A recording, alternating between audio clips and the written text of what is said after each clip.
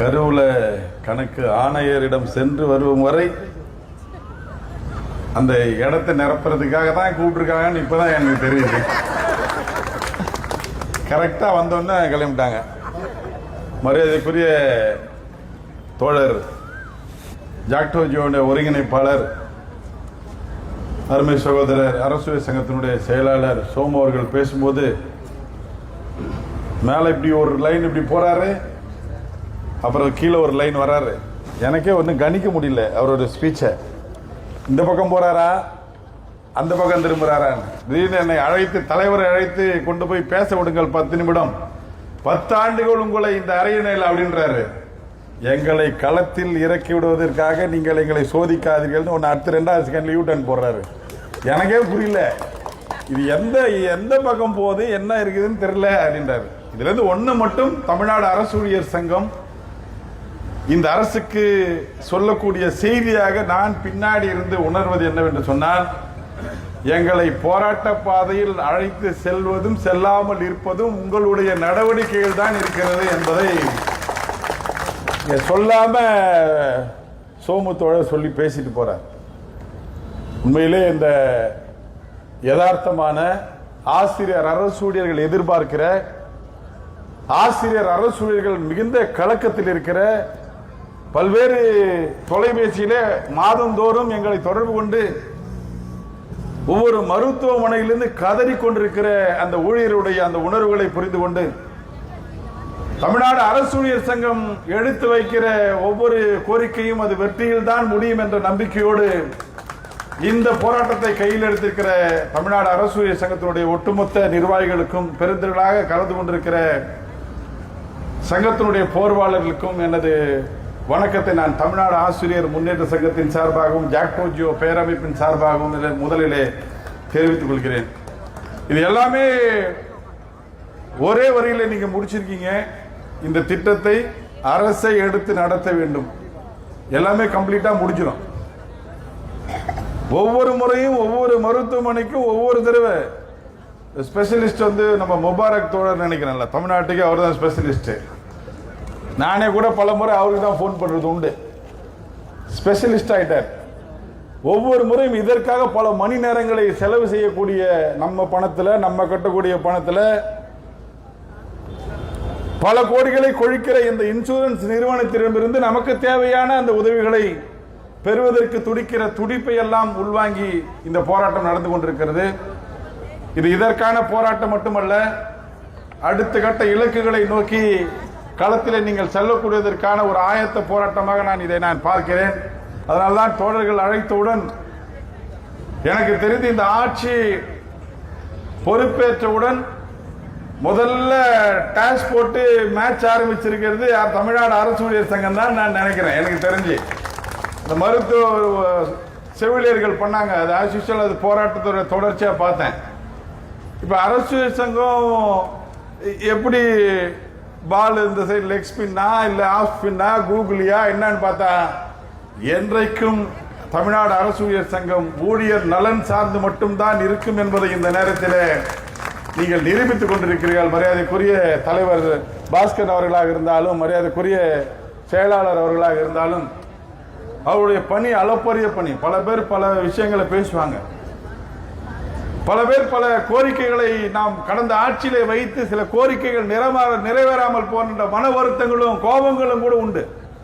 ஆனால் பல முயற்சிகளை தமிழ்நாடு அரசு ஊழியர் சங்கமும் சரி, ஜாக்டோஜியோ பேரமைப்பும் சரி எந்த அளவுக்கு எடுத்தது என்பதையும் கண்கூடாக பார்த்தவர்கள் இங்கு அமர்ந்திருக்கிறீர்கள். பல முயற்சிகளை எடுத்தோம், பல முயற்சிகள் முதலமைச்சருக்கு கொண்டு போய் சொன்னோம், எத்தனை பேச்சுவார்த்தைகள் நடத்தணும். அதையெல்லாம் தாண்டி நாம் பேசிவிட்டு வந்த பிறகு ஒரு அதிகாரிகள் கொண்ட ஒரு குழு முதலமைச்சரிடம் பேசி அத்தனையும் நாசகரம் செய்து இன்றைக்கு ஆட்சியே வீட்டில் அனுப்பி வைத்து விட்டு இன்னொரு ஆட்சிக்கும் அதே வேலையை தான் வேற ஒரு டீம் பண்ணிட்டு இருக்குது. இன்னொரு ஆட்சிக்கும் அவர்களுக்கும் நாம் சொல்ல வேண்டியது பல முறை சொல்லியாச்சு. இவர்களை நம்பினால் மீண்டும் அதே நிலைமைக்கு தான் நீங்களும் போவீங்க. நிச்சயமா சொல்றேன். எப்படிதான் நமக்கு ஒரு விதத்தில் என்னதான் ஆட்சி மாற்றம் ஏற்பட்டாலும் அரசு ஊழியர் ஆசிரியராக அவர்கள் கொடுத்திருக்கிற வாக்குறுதிகளால் நம்பி பரவாயில்ல, கிணறு வெட்டினதுக்கான ரசீது இருக்குதுன்ற மாதிரி 5 வருஷம் யாரெல்லாம் தொகுப்பூதியத்தில் இருக்கிறாங்களோ அவங்களெல்லாம் பணி நிரந்தரம் செய்யப்படும். ஒரு ரசீது நம்ம கிட்ட இருக்கா இல்லையா? யாருமே சொல்ல மீண்டும் பழைய ஓய்வூதிய திட்டத்தை அமல்படுத்தப்படுவோம் என்ற ஒரு அறிக்கை, அந்த ரசீது இருக்கா நம்ம கிட்ட? எல்லா ரசீதுகளும் இருக்கிறது. ரசீதுகளை வாங்கி வைத்துக் கொண்டிருக்கிறோம். நான் யோசிச்சு பார்த்தேன், நான் கூட கொஞ்சம் யோசிச்சேன். நம்ம பேசினா கூட அரசியல், அப்புறம் திமுக சார்பு அப்படி இப்படிலாம் பேசுவாங்க. நம்ம அரசு சங்கம்லாம் ரசீதே இல்லைனாலும் இறங்கி களத்துல விளையாடுவாங்க. இப்ப ரசீது வேற கொடுத்து வச்சிருக்காங்கள, இது எப்படி செய்வாங்கன்னு தெரியல. உள்ளபடியே எங்களுக்கும் சரி, உங்களுக்கும் சரி, ஜாக்டோ ஜியோ பேரமைப்புக்கும் சரி, இந்த அரசை எதிர்க்க வேண்டும், இந்த அரசை எதிர்த்தே தான் தீர வேண்டும் என்ற எண்ணம் துளியளவும் கிடையாது. எதிர்ப்பதும் அதாவது களத்தில் இறங்கி போராடுவதையும் தோழர் சொன்னது போல இந்த அரசும் மாண்புமிகு முதலமைச்சர் அவர்கள் தான் தீர்மானிக்க வேண்டும். நல்லது செய்தால் வாழ்த்துவோம், பாராட்டுவோம், இந்த அரசுக்கு துணை நிற்போம். ஒருவேளை எங்கள் கோரிக்கைகளை நிறைவேற்றாமல் தொடர்ந்து அலைகழிப்பு செய்தீர்கள் என்று சொன்னால் அரசு ஊழியர் ஆசிரியர்கள் இந்த தடவை மட்டும் இல்ல, எல்லா இடத்திலையும் களத்தில் இறங்கி அவர்கள் பார்ப்பாங்க. நாங்க ஏற்கனவே 2 அரசையும் கம்பேர் பண்ணி பார்த்தாங்க. ஜாக்டோ ஜியோ பேரமைப்பின் கூட இங்க இருக்கிறவங்க எல்லாம் பெரிய பொறுப்பாளர்கள். போராட்டமே நடக்க விடாமல் பார்த்து கொண்டார்கள். போராட்டம் நடப்பதை வழங்கடித்தார்கள். நம்மாலே ஒரு சில விமர்சனங்கள். நான் ஒன்றை மட்டும் இங்கு நான் என்னுடைய கருத்தை சொல்ல விரும்புகிறேன். கடந்த ஆட்சி காலத்தில், திமுக ஆட்சி காலத்தில் போராட்ட நிலைப்பாடுகளையும், அதற்கு முன்னாடி இருந்த எடப்பாடி ஆட்சி காலத்தில் நாம் எடுத்த போராட்ட நிலைப்பாடுகளையும், இங்க இருக்கிற அத்தனை பொறுப்பாளர்களையும் ஒரு கம்பாரிசன் பண்ணி போட்டு பார்த்தீங்கன்னா ஏன் போராட்டம் நடக்கவில்லை என்பதை கூட நீங்க உணர்வீர்கள். பல போராட்டத்தை நடத்தணும், நீதிமன்றத்துக்கு ஓடணும். எடப்பாடி காலத்தில் எல்லாம் இங்க இருப்பீங்க, உட்கார்ந்து இருப்பீங்க. பழைய ஓய்வூதிய திட்டத்தை அமுல்படுத்த போகிறார், அனைவரும் கிளம்பி வாருங்கள். எம்ஜிஆர் நூற்றாண்டு விழாவில் ஈரோட்டுக்கு சொன்னாங்க. அவங்க ராத்திரியும் பகலும் நடந்தே ஓடி இருந்தவங்க எவ்வளவு பேர் இருக்கா? ஒருங்கிணைப்பாளர் நைட்டு அறிவிச்சாருன்னா நம்ம எங்க போயிட போறேன், நாங்களாம் ஓடி காத்திருந்தோம். ஆனால் அங்கு எடப்பாடி அவர்களை சந்திக்க அனுமதிக்கவில்லை. ஒருவர் தான் பேச வேண்டும் என்று சொன்னார்கள்.